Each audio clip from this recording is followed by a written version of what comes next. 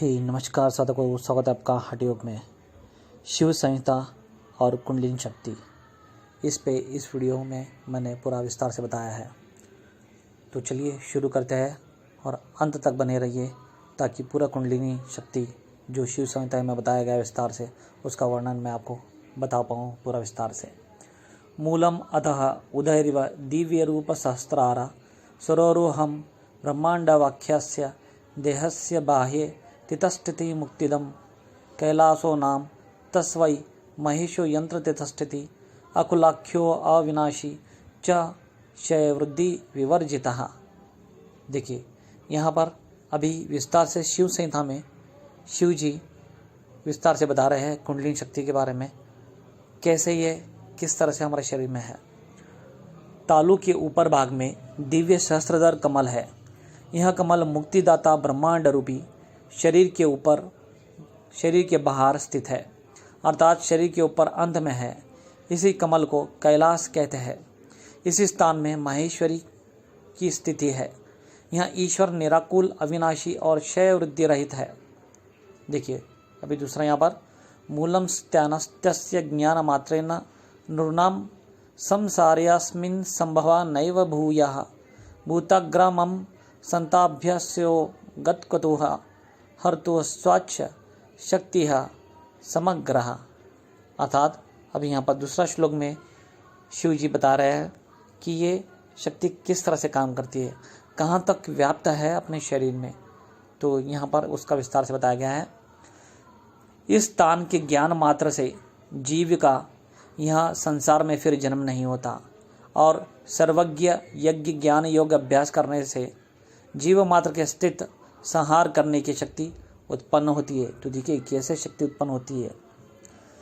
मूलम स्थाने परे हंस निवास भूते कैलास नाम ही निविष्टत चेता योगीय वृत्ति व्याधिरधः कृत दीर्घ वाजुरश्च जीवति मृत्यु मुक्तः। अर्थात यह कैलास नामक स्थान में परमहंस का निवास है, जो शस्त्र कमलों में जो साधक मन को स्थिर करता है उसकी सकल व्याधि नाश हो जाती है और मृत्यु से छूट के अमर हो जाते हैं। तो देखिए अमरत्व यहाँ से मिल सकती है आपको कुंडलिनी शक्ति से। उसको ठीक से जाने, समझे और साधना करें। मूलम चित्त वृत्तिर्यदा लीना कुलाख्ये परमेश्वरे तदा समाधि साम्येन योगी निश्चलता व्रजतः। अर्थात जब साधक यहाँ कुल नामक ईश्वर में चित्त को लीन कर देगा तब योगी की समाधि निश्चल सम हो जाएगी। अर्थात मूलम निरंतर कृते ध्याने सद दिव्य स्मरणम भवेतः तदा विचित्र सामर्थ्य योगिनो भवति ध्रुवम। अर्थात अभी तीसरा श्लोक यहाँ पर बताया गया है, उसका यहाँ पर वर्णन भी करके बताया है कि ये किस तरह से है, कैसे वहाँ योगी उच्च कोटि का साधक बन जाता है अगर से इस सहस्त्रदल कमल का ध्यान करता है। तो यहाँ निरंतर ध्यान करने से जगत विस्मरण यानी कि भूल जाता है, जगत को विस्मरण हो जाएगा। तब योगी को अवश्य विचित्र समर्थ हो जाएगी, यानी कि सिद्धियाँ प्राप्त होगी। मूलम तस्माद लिप्त पीयूषी पिदे घोगी निरंतरम मृत्यो अमृतम विधायशु कुलंजम जीवित्वा सूर्यरुद्रे अत्र कुंडलिनी शक्तिरलव याति कूल पिता तदा चतुर्विधा सुष्टि लिंगते परमात्मनि। अर्थात शस्त्रदल कमल से जो अमृत स्रवता है उसको योगी निरंतर पान करता है। सो योगी अपने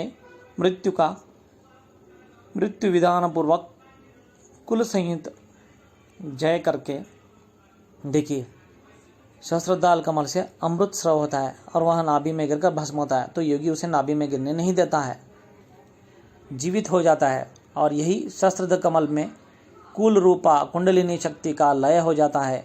तब वहाँ चतुर्विध सृष्टि भी परमात्मा में लय हो जाती है। देखिए कितना विस्तार से यहाँ पर बताया गया है सृष्टि कैसे परमात्मा में लय होती है। मूलम यज्ञता प्राप्य विषम चित्तवृत्ति विरलीयते तस्मिन् परिक्षमा योगी करोति निरपेक्षः।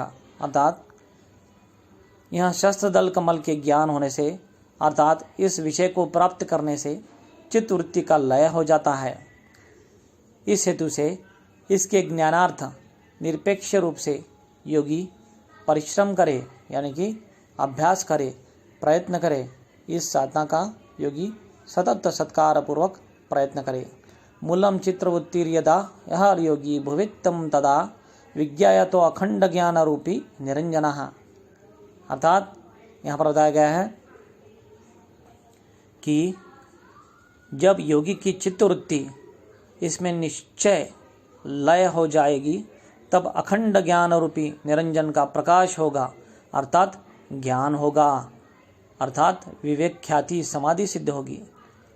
मूलम ब्रह्मांड बाहे संचित्य स्वप्न प्रतीकम यतोदितम तमावेश्य महच्छून्यम चिंत्य एद विरोधतः।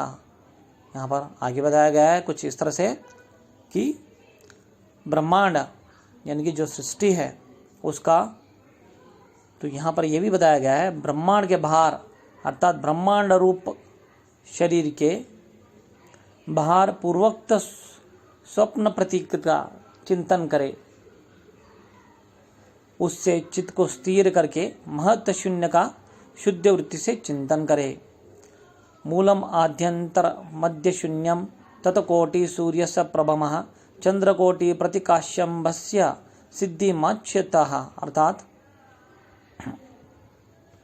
आदि अंत मध्य शून्य, यह सर्वत्र शून्य में कोटि सूर्य के समान प्रभा और कोटि चंद्र के समान शीतल प्रकाश के देखने का अभ्यास करने से साधक को परम सिद्धि लाभ होगी। देखिए साधक को परम सिद्धि लाभ कैसे होगी, यहाँ पर विस्तार से बताया गया है, ध्यान से सुने और समझे। अभी आगे बताया गया है मूलम एतवानम सदा कुर्यादनालस्यम दिने दिने तस्य तत्सकला सिद्धिवेत सरानीय संशय। अर्थात जो पुरुष आलस्य को त्याग के सर्वदा प्रतिदिन इस शून्य का ध्यान करेगा उसको निश्चय 1 वर्ष में सकल सिद्धि लाभ होगी। देखिए शून्य का ध्यान करेगा तो उसको निश्चय ही 1 वर्ष में सकल सिद्धियों का लाभ होगा।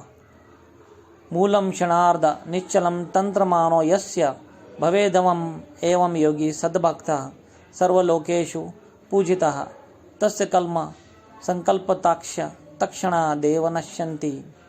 अर्थात आगे बताया जा रहा है साधक के लिए शिव संहिता में शंकर भगवान, वो साधक इस शून्य में अर्धपेक्षणीय मन की निश्चल स्थिर रखेगा, वही निश्चल यथार्थ भक्ति योगी है और वहाँ सर्वलोक में पूजित होता है। उसके पाप का समूह उसी क्षण नष्ट हो जाता है। देखिए मूलम यम दृष्टा न प्रवर्तते मृत्यु संसारवत्मनि अभ्यसेत प्रंतनीय स्वादिष्टाने न वर्तमना। अर्थात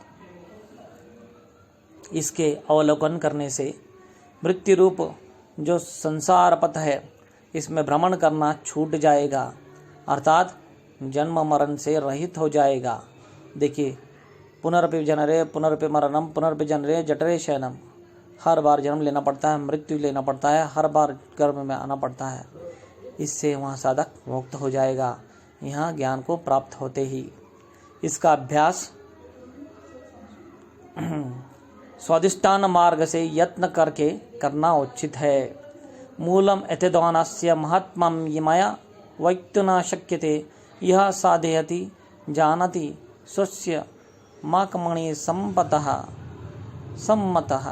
अर्थात हे देवी, यहाँ पर शिव शंकर जी शिव संहिता में पार्वती देवी को बता रहे हैं इस शून्य के ध्यान के महात्मा को हम नहीं कह सकते हैं, अर्थात बहुत विशेष है। जो योगी इसका अभ्यास करते हैं सो जानते हैं और वह हमारे बराबर है। देखिए कितना महत्व दिया गया है शून्य की ध्यान की समाधि, जिससे योगी स्वयं शिव शंकर भगवान के समान हो जाते हैं। तो इसमें आपको कुछ भी संशय हो, कुछ भी नहीं समझा हो, कुछ भी दिक्कत हो रही हो तो तुरंत मुझे कमेंट्स में पूछे, आपको वहाँ तुरंत उत्तर मिल जाएगा। स्वस्थ रहिए, धन्यवाद।